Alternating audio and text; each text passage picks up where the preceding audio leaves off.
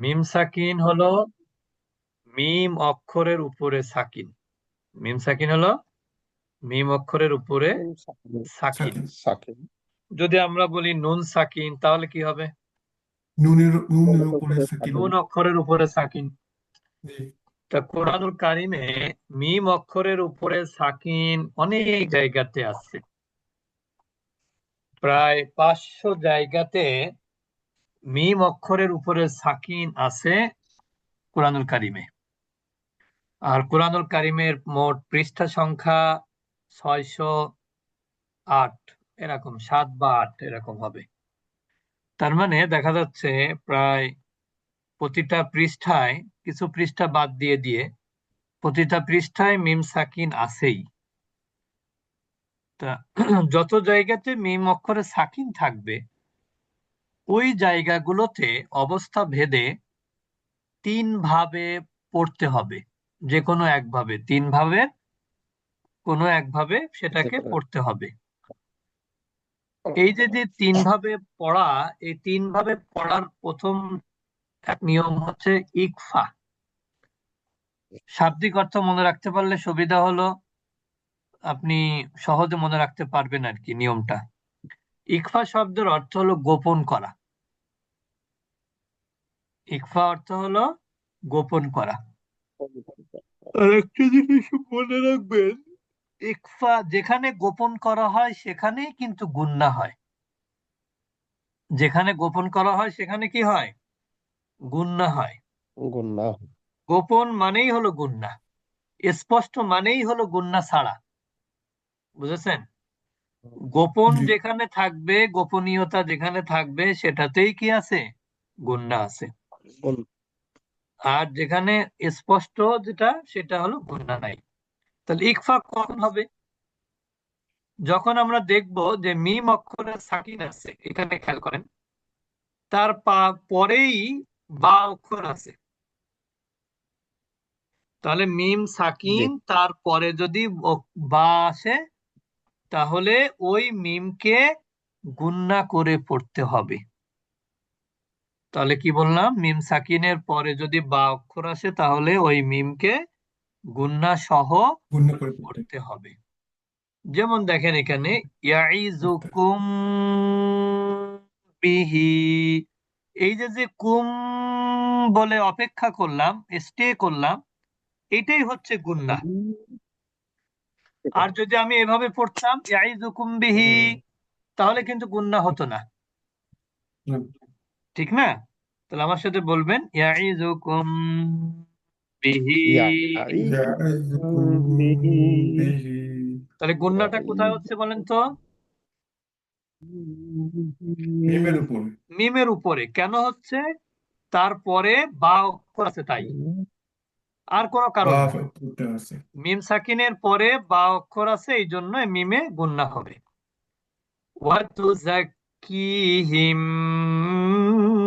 বিহা, তাহলে এখানে গুন্না হবে কোথায়? মিমের উপর। মিমি। মিমে। তার কারণ বাস। তারপরে বা বা আছে। আছে। এর আগে আমরা এখানে দেখতে পাচ্ছি ইয়া সাকিন, তার পূর্বে যে, তাহলে এটা কি মাদ হবে? এখানে জি। কি মাদ? এখানে ইয়ামাদ। ইয়ামাদ আছে। ইয়ামাদ। ইয়ামাদ কাকে বলে? ইয়া সাকিন তার পূর্বে জের। জের আছে। গিট থাকে। হ্যাঁ হ্যাঁ। বিহা, বিহাতে কি মাদ আছে?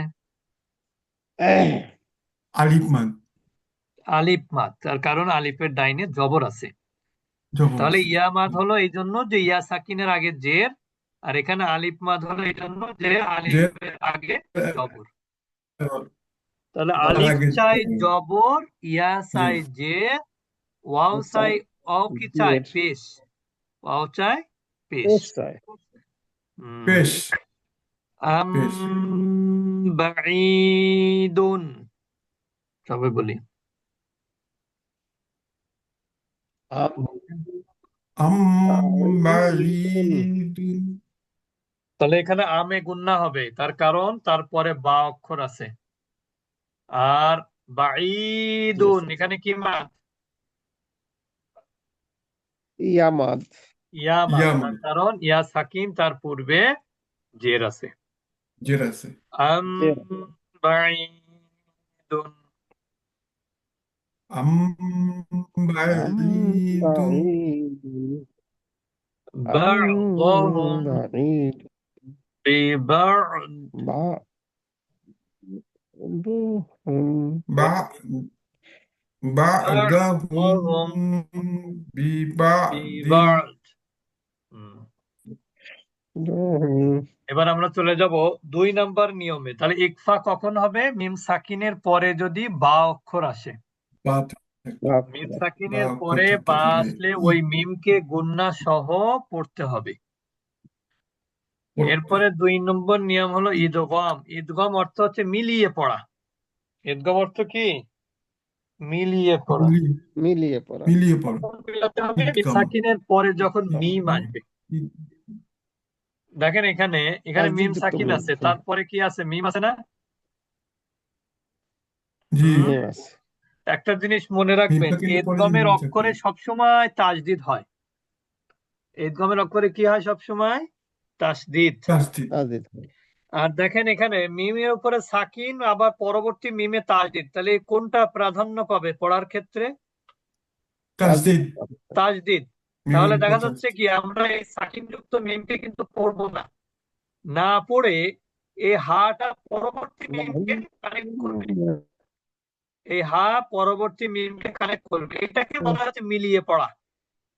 তার মানে কি, এক শব্দের সাথে আরেকটা শব্দকে মেলানো। আর এখানে কি হবে? গুণনাও জি করতে হবে। লাহুম, ঈদগাম বলেন। লাহুম লাহুম লাহুম মিলিয়ে আলাইকুম, পড়া গুণা সহ।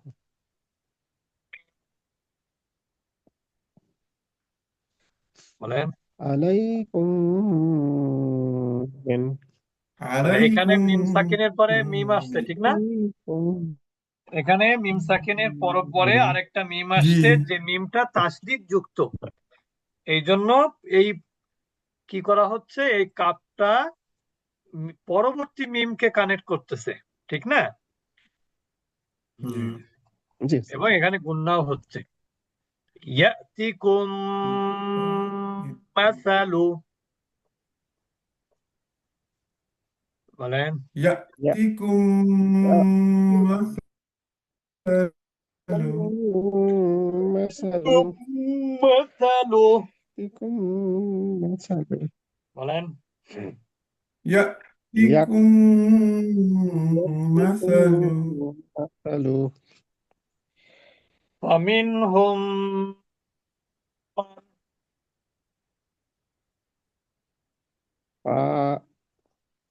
ফামিনহুম মান। ফামিনহুম এবার আমরা চলে যাব 3 নাম্বার নিয়মে। 3 নাম্বার নিয়ম হচ্ছে ইজহার।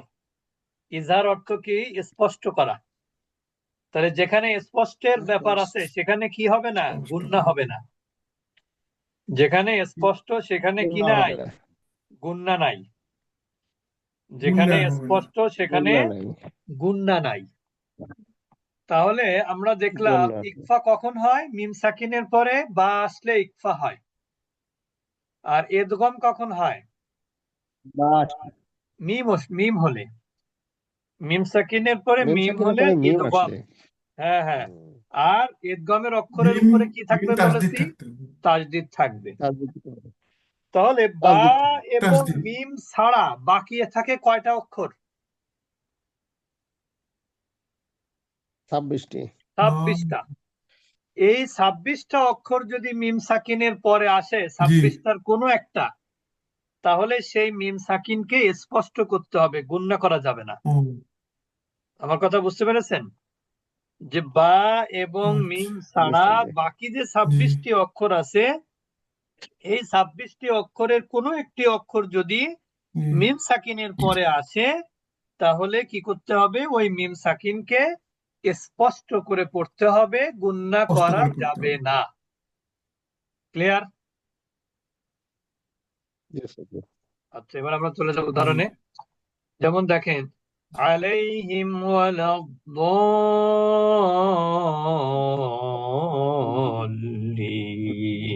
এখানে মিম সাকিনের পরে কি আছে ওয়াও এই জন্য মিম সাকিনটা কি ওয়াও হবে না এটা 26টা অক্ষরের মধ্যে এটা গুণনা হবে না এটা মিম কি সাকিনের উচ্চারণ হবে পরে না। গুণা করবে?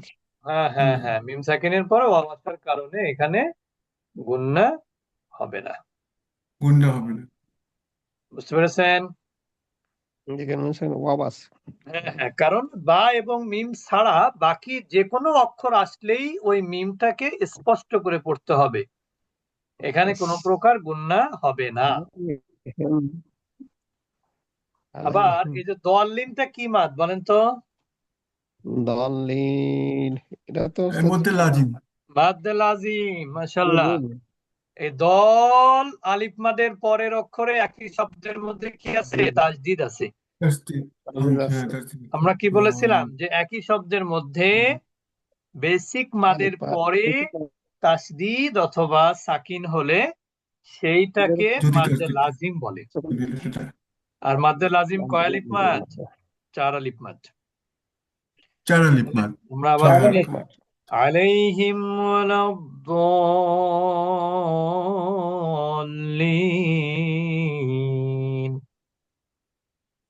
عليهم ولا الضالين